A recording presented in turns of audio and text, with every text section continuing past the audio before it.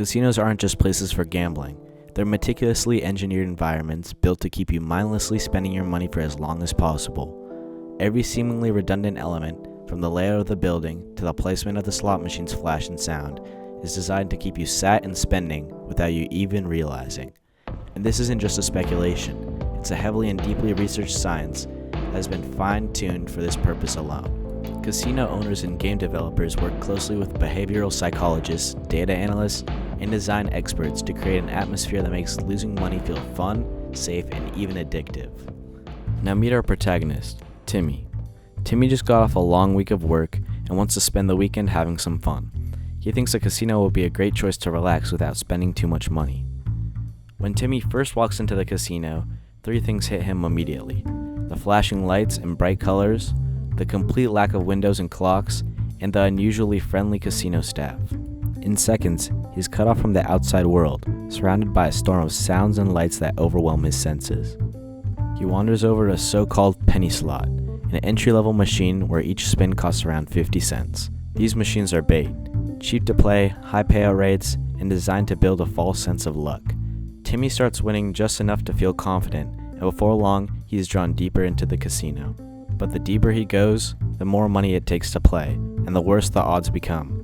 Each machine has its own distinct scent, carefully engineered to pull players in. The longer he stays, the more locked in he feels. Eventually, staff start bringing him free drinks and benefits. It's not generosity, it's strategy. Even the air feels sharper and easier to breathe thanks to oxygen-enriched ventilation meant to keep him alert and energized. After a while, Timmy decides he's had enough. He makes his way towards the cash-out area, but to get there, he must walk past dozens of machines and game tables, each one silently begging for one more try. When he arrives, he finds a long line and only one cashier on duty. So naturally, he sits at a nearby machine to pass the time and keep an eye on the line. Eventually, he makes it to the front. The cashier hands him 3 crisp $100 bills. Odd, considering the massive stack of 5s and 20s right behind the counter. But larger bills makes money feel smaller and less valuable. As Timmy heads for the exit, he passes a roulette table and glances down at the bills in his hand. It doesn't look like $300, it looks like 3 chances. So he gives himself one last shot and loses it all. That's how casinos win, not just through games of chance, but through an environment built to keep people like Timmy playing longer, spending more, and walking out with less money than they came in with.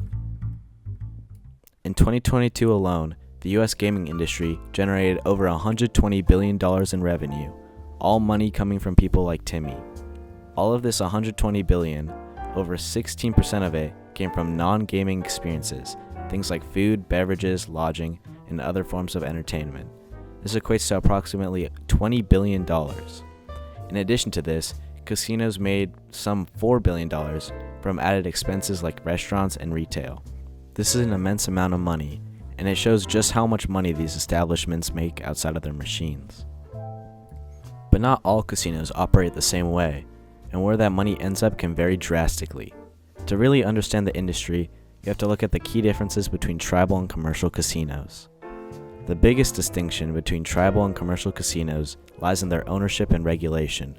Tribal casinos are owned and operated by federally recognized Native American tribes and are located on sovereign tribal land, meaning they're not subject to the same state regulations or taxes that commercial casinos face. While commercial casinos must comply with state laws, pay taxes on the revenue, and follow strict rules about how gambling is conducted, tribal casinos operate under federal law, specifically the Indian Gaming Regulatory Act of 1988, and are overseen by tribal gaming commissions with federal oversight. This autonomy stems from historical agreements and legislation. The General Allotment Act of 1887 aimed to assimilate Native Americans by dividing tribal lands into individual plots.